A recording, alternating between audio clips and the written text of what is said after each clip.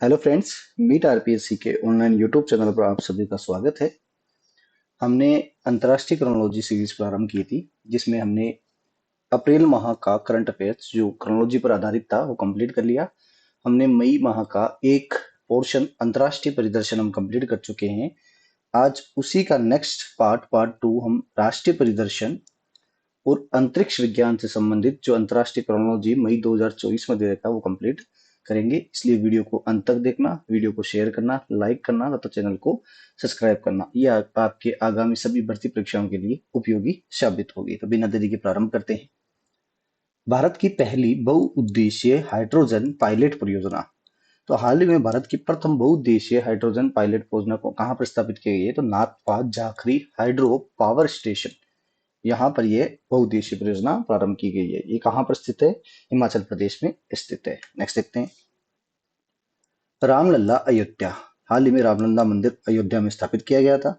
17 अप्रैल 2024 को रामनवमी के अवसर पर रामलला के सूर्य तिलक किया गया था। तो रामलला के जो 17 अप्रैल 2024 को रामनवमी के अवसर पर रामलला का क्या किया गया था? सूर्य तिलक किया गया था। कितने मिनट के लिए? 4 मिनट के लिए किया गया था। जिस यंत्र का निर्माण किया था वो ऑप्टिकल फाइबर नाम से कंपनी है बेंगलोर की, उसके द्वारा किया गया था। क्या नाम था? ऑप्टिका नाम से कंपनी है। कहाँ की है? बेंगलोर। इसके द्वारा इसका निर्माण किया गया था। नेक्स्ट देखते हैं हम। विश्व का दूसरा सबसे सस्ता पासपोर्ट कौन से देश का है? तो विश्व का दूसरा सबसे सस्ता पासपोर्ट भारत का है। कौन से देश का है? भारत का है। नोट। विश्व का सबसे सस्ता पासपोर्ट कौन सा है? कहाँ का है? तो यूएई का विश्व का सबसे सस्ता पासपोर्ट है। उसके अलावा विश्व का सबसे महंगा पासपोर्ट कहाँ का है? मैक्सिको का है। कहाँ का है? मैक्सिको का है। तो विश्व का सबसे सस्ता पासपोर्ट पूछे तो कहाँ का है? यूएई का।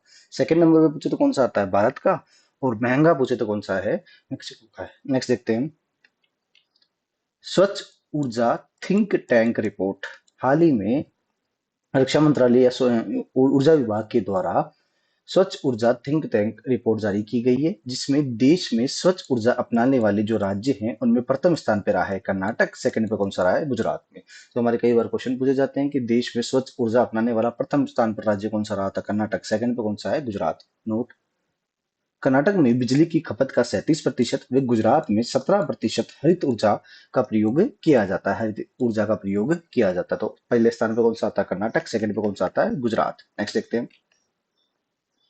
राष्ट्रीय तितली नामकरण सभा। इसका गठन जुलाई 2023 में किया गया था। भारत में पाई जाने वाली 1400 तितलियों से अधिक प्रजातियों को अब अंग्रेजी नाम के बजाय अब हिंदी नाम में पहचाना जाएगा। कुछ तितलियों के नाम तो रामायण के पात्रों पर भी रखा गया है, जैसे गोल्डन एंगल, इसका नाम रखा गया है अंगद। किसके नाम पर रखा गया है? अंगद। उसके अलावा गोल्डन बर्डविंग, इसका नाम रखा गया है रंगोली जटायु के नाम पर। किस नाम पर? रंगोली जटायु के नाम पर रखा गया है। तो भारत में लगभग 1400 से ज्यादा तितलियां हैं जिनके नाम अंग्रेजी में थे, अब उनके नाम किस में रखेंगे? हिंदी में रखा गया है। और ज्यादातर जो नाम है वो कौन से पात्र के मिलते हैं? हमारे को रामायण के पात्र में मिलते हैं। नेक्स्ट देखते हैं।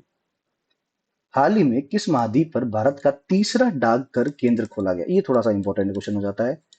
हाल ही में किस महाद्वीप पर भारत का तीसरा डाकघर केंद्र खोला गया? तो अंटार्कटिका महाद्वीप पर भारत का तीसरा डाकघर खोला गया है।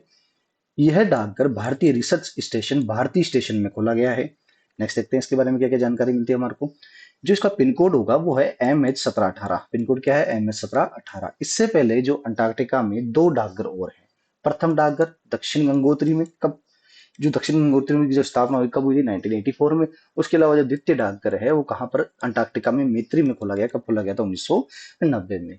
तो ये क्वेश्चन बनने के चांस रहते हैं कि भारत के द्वारा कौन से महाद्वीप पर हाल ही में डाकघर खोला गया? तो अंटार्कटिका में। पिन कोड थोड़ा ध्यान रखना, MS1718।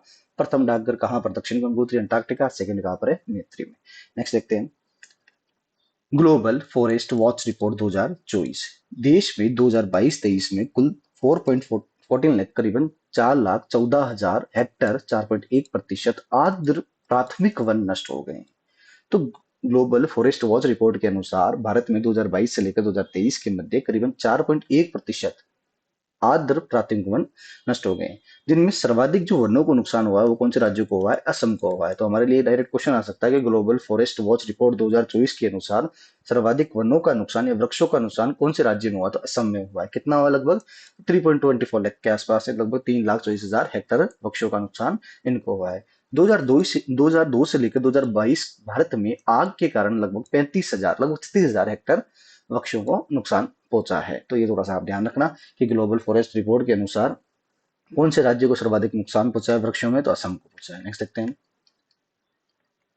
विश्व डोपिंग विरोधी एजेंसी, जिसको वाडा कहा जाता है, उसने रिपोर्ट 2024 जारी की गई है। वाडा रिपोर्ट 2022 विश्व में डोपिंग अपराधियों के उच्चतम प्रतिशत वाले देशों में प्रथम स्थान भारत का रहा है। तो डोपिंग के मामले में सबसे प्रथम स्थान किसका रहा है?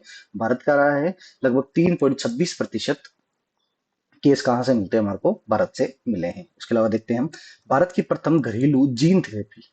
तो भारत के द्वारा हाल ही में आईआईटी बॉम्बे के द्वारा कैंसर उपचार के लिए विकसित की गई ये प्रथम जीन थेरेपी है, जिसका नाम क्या रखा गया है? C A R T cell therapy. क्या नाम रखा गया? CAR-T cell therapy. तो भारत की प्रथम घरेलू जीन थेरेपी का नाम क्या है? CAR-T cell therapy. किसके द्वारा बनाई गई है? आईआईटी बॉम्बे के द्वारा बनाई गई है। किसके उपचार के लिए? कैंसर के उपचार के लिए। नेक्स्ट देखते हैं। शोम्पेन जनजाति, मोस्ट इंपोर्टेंट क्वेश्चन। शोम्पेन जनजाति अंडमान निकोबार द्वीप समूह के ग्रेट निकोबार द्वीप समूह की विशेष रूप से कमजोर जनजातीय समूह है। उसका नाम क्या है? शोम्पेन जनजाति। क्या कारण है कि यह जनजाति चर्चा में है? तो चर्चा का कारण है कि इस जनजाति के 7 सदस्यों ने पहली बार लोकसभा चुनाव में मत डाले। इस कारण ये जनजाति चर्चा में है। तो मोस्ट इंपोर्टेंट है, आप ध्यान रखना, पूछा जा सकता है। शोम्पेन जनजाति कहाँ पर? अंडमान निकोबार की है। इस जनजाति के 7 सदस्यों ने पहली बार लोकसभा चुनाव में मत डाले। अन्य क्या क्या बातें जो लोकसभा चुनाव से संबंधित है? दुनिया की सबसे छोटी महिला, जिसका नाम है ज्योति किशनजी आंबे। क्या नाम बेटा? ज्योति किशनजी आंबे। इनकी जो हाइट है वो 62.8 सेंटीमीटर है। इन्होंने नागपुर में मतदान किया है। तो पूछ सकते हैं कि लोकसभा चुनाव 2024 में दुनिया की सबसे छोटी महिला जिन्होंने मतदान किया, क्या नाम है उनका? ज्योति किशन जी आमे। लगभग इनके हाइट है 62.8 सेंटीमीटर। कहाँ की है ये? नागपुर की। उसके अलावा जम्मू कश्मीर का एक गांव है जिसका नाम है दड़खाई गांव, जिसे मुख्य बधिर गांव के नाम से भी जाना जाता है। इस गांव के लोगों ने भी मतदान किया है। तो आप ध्यान रखना, एक जनजाति है, नाम क्या उसका? सोम्पेन जनजाति। कहाँ की? अंडमान निकोबार की। करीबन 7 सदस्यों ने लोकसभा चुनाव में पहली बार मत डाला है। सबसे छोटी हाइट में पूछे तो कौन सा करना? ज्योति किशन जी आंबे। लगभग हाइट कितनी है? 62.8 सेंटीमीटर। नेक्स्ट देखते हैं। भारतीय ऐतिहासिक अभिलेख आयोग का नया लोगो व आदर्श वाक्य। तो भारतीय ऐतिहासिक अभिलेख आयोग की स्थापना हुई थी 1919 में। जो इनका आदर्श वाक्य है उसका नाम क्या है? यत्र इतिहास भविष्याय संरक्षित, जिसका अर्थ होता है जहां भविष्य के लिए इतिहास संरक्षित है। नेक्स्ट देखते हैं हम। न्यूज वीकली पत्रिका अमेरिका हाल ही में चर्चा में है। न्यूज वीक पत्रिका, इस पत्रिका द्वारा प्रधानमंत्री नरेंद्र मोदी को अपने कवर पेज पर जगह दी गई थी। इंदिरा गांधी के बाद ये दूसरे प्रधानमंत्री है। तो हाल ही में प्रधानमंत्री नरेंद्र मोदी जी को न्यूज वीक पत्रिका अमेरिका के कवर पेज पर जगह दी गई थी। इससे पहले कौन से प्रधानमंत्री को दिया गया था? तो इंदिरा गांधी जी को इसमें जगह मिली थी। नेक्स्ट देखते हैं। किस संस्था के मुख्यालय में भारत की सबसे बड़ी जलवायु घड़ी स्थापित है? तो वैज्ञानिक व औद्योगिक अनुसंधान परिषद में भारत की सबसे बड़ी जलवायु घड़ी स्थापित की गई है। उसके अलावा अबुझमाड़, बीजापुर, सुकमा व बारसूर ये कहाँ पर स्थित है? छत्तीसगढ़ के प्रमुख स्थान है। हाल ही में ये चर्चा में रहने का कारण क्या है? तो यहाँ से पाषाणकालीन मानव सभ्यता के कुछ अवशेष प्राप्त होते हैं। तो हाल ही में छत्तीसगढ़ के ये 4 स्थान कौन कौन से? एक तो अबुझमाड़, नेक्स्ट है बीजापुर, नेक्स्ट है सुकमा, नेक्स्ट है बारसूर।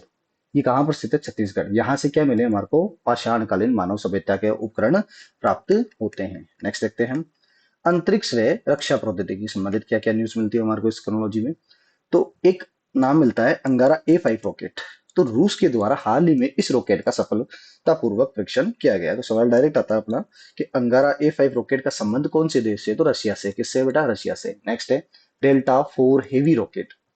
तो अमेरिका के द्वारा एक हेवी लिफ्ट लॉन्च व्हीकल हाल ही में इसका प्रयोग किया गया। नाम क्या है इसका? Delta 4 heavy rocket. नेक्स्ट है गेया BH3।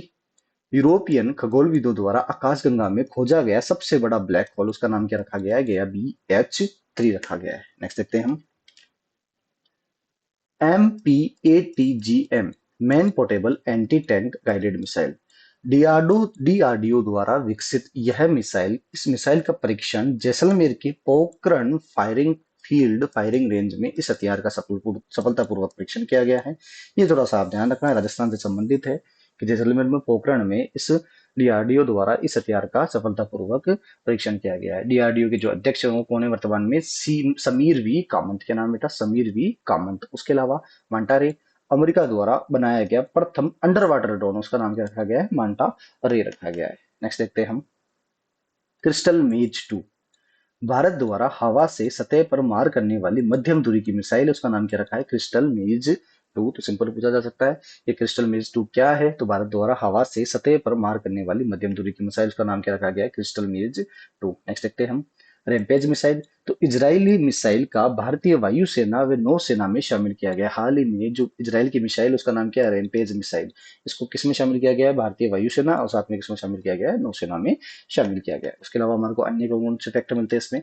तो विश्व का सबसे व्यस्तम हवाई अड्डा, उसका नाम है हार्ट्सफील्ड जैक्सन अटलांटा, जो यूएसए में स्थित है। कहाँ पर स्थित है? यूएसए में स्थित है। ये विश्व का सबसे व्यस्तम हवाई अड्डा है। नोट: भारत का इंदिरा गांधी एयरपोर्ट विश्व के 10वां सबसे व्यस्तम एयरपोर्ट है। तो भारत में से कौन सा है? इंदिरा गांधी एयरपोर्ट, जो कहाँ पर स्थित है बेटा? दिल्ली में स्थित है। कहाँ पर है?